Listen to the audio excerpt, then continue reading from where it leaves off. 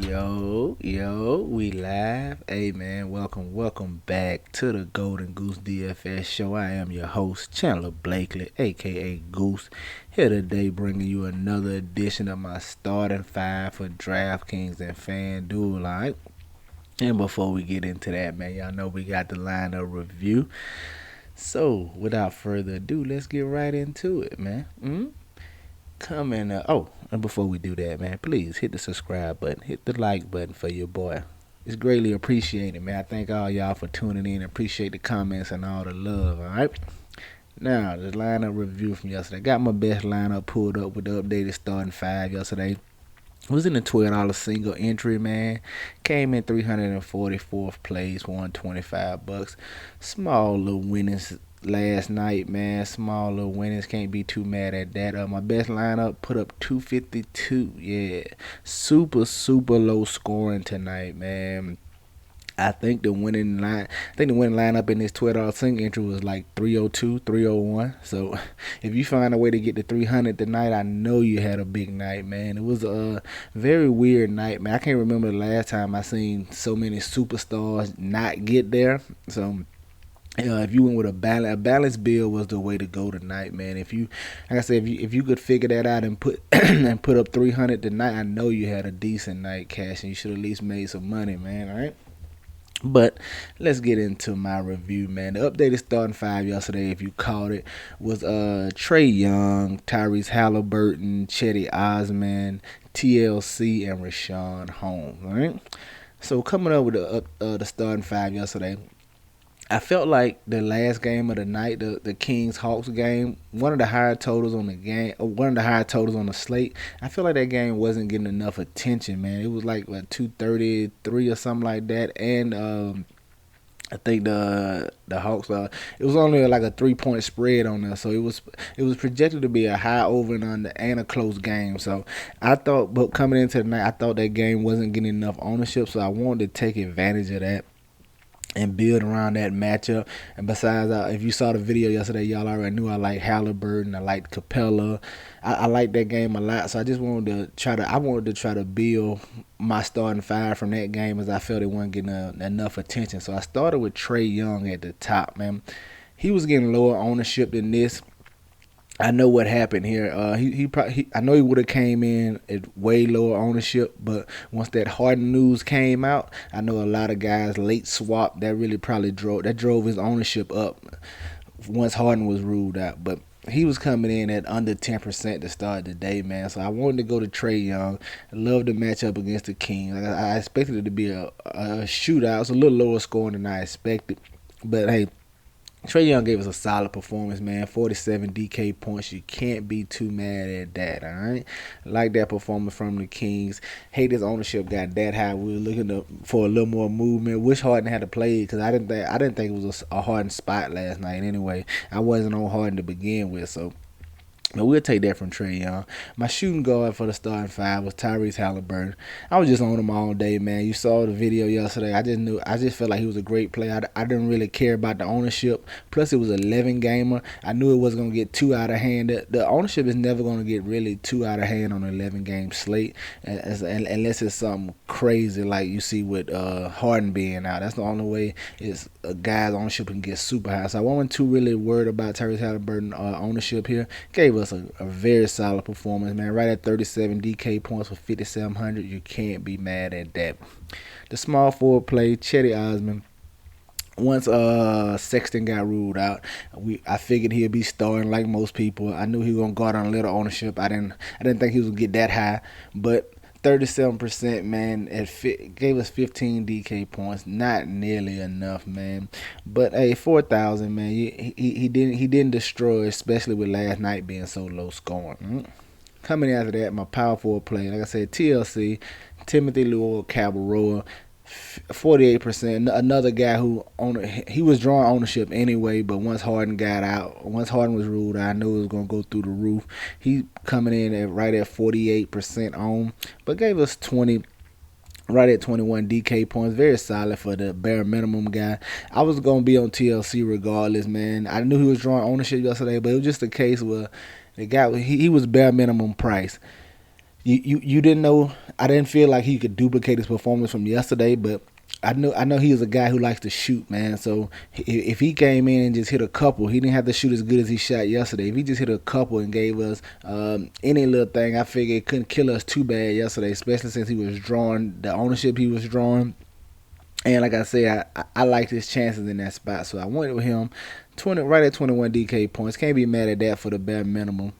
And then rounding it out at my center for the starting five, I went Rashawn Holmes. Didn't think he was getting enough ownership. 8% great, but he didn't give us a big enough performance, man. Right at 34 DK points, but he got two quick fouls early, man. It really hindered his rotation. So he saw 30 minutes. He really could have probably saw about 33, 34. Would have gave him a little more points, but we'll take it at 33.5. Y'all know I'm upset I didn't stay with my boy Clint Capella, man. I moved from Capella to Holmes because I was just so nervous about Capella minutes, man. At the last minute, I was like, nah, I better go Holmes. Should have stayed Capella as Capella had a much bigger day, but we'll take it, man. Round out my lineup.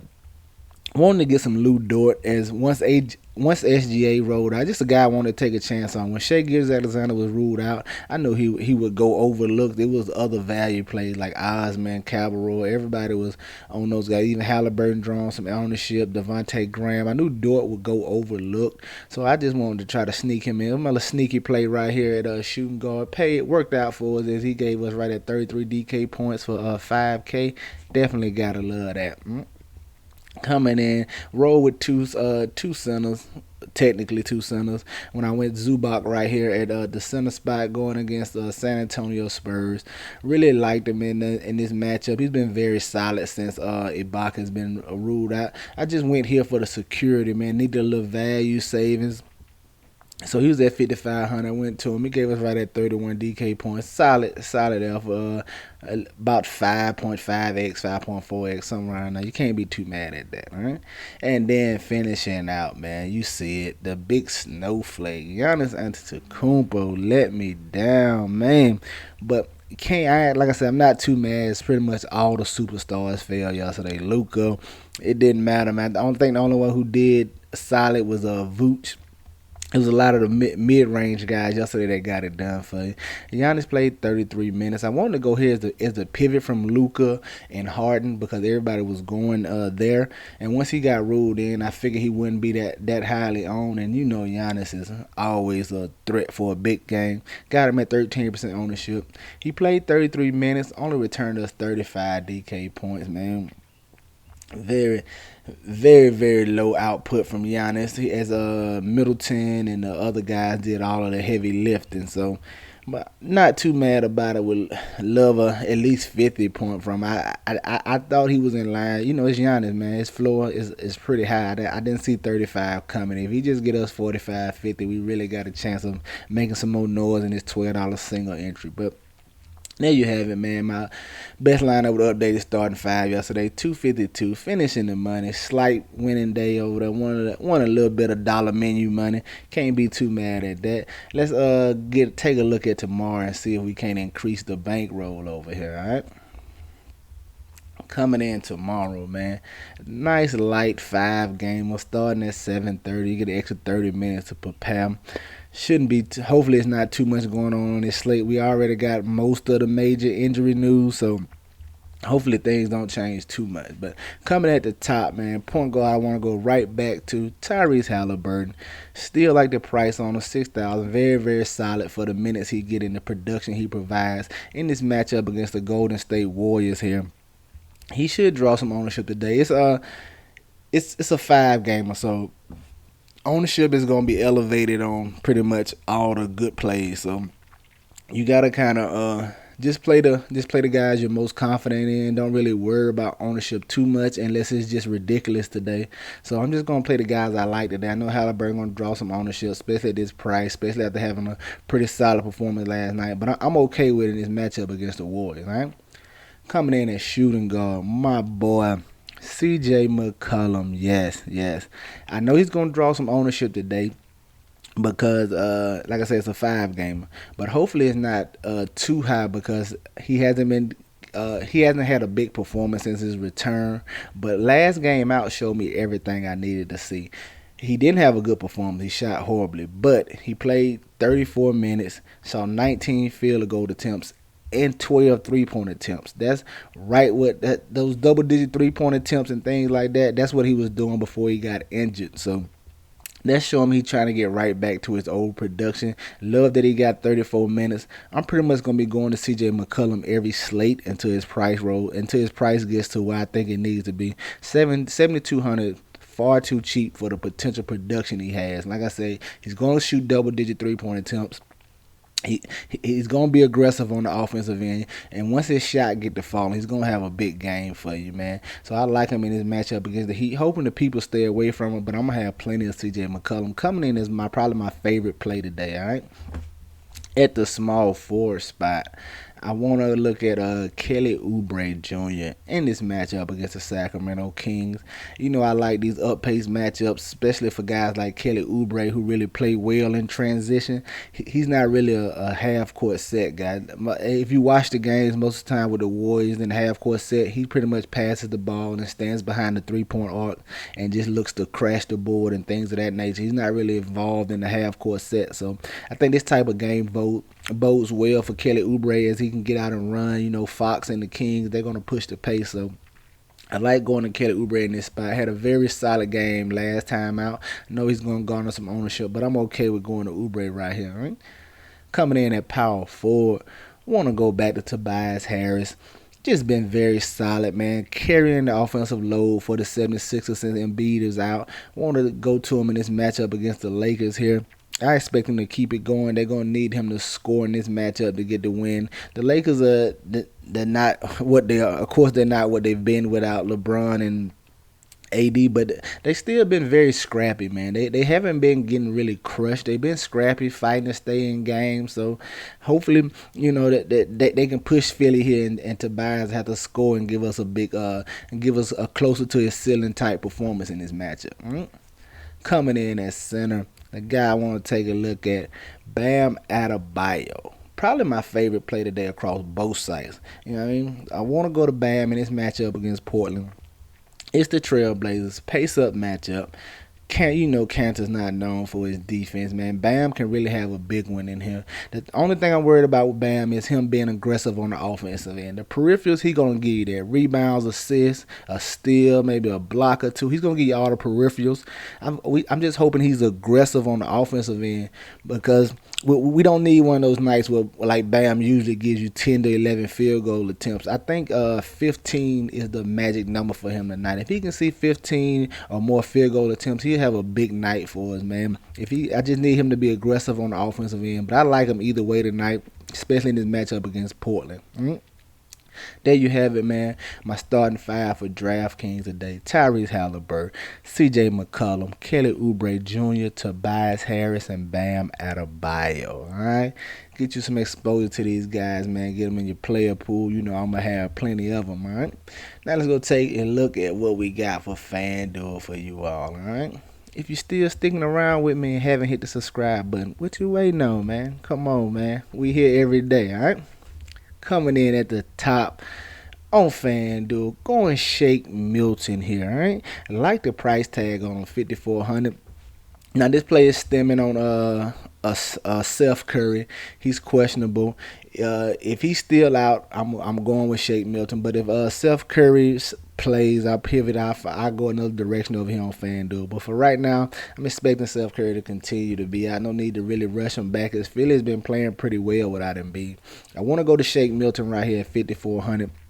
Like this price tag on. Y'all know why I like Shake Milton. He's aggressive. He looks to score. Just hoping this shot is falling and give us a nice return at $5,400. Right? Coming in at shooting guard, man. Staying with Tyrese Halliburton. Slightly cheaper over here, $5,700, man. Like the matchup, like what he does. He's another peripheral guy, so he has many ways to be successful. All right, really like going to him at this $5,700 price tag on FanDuel tomorrow.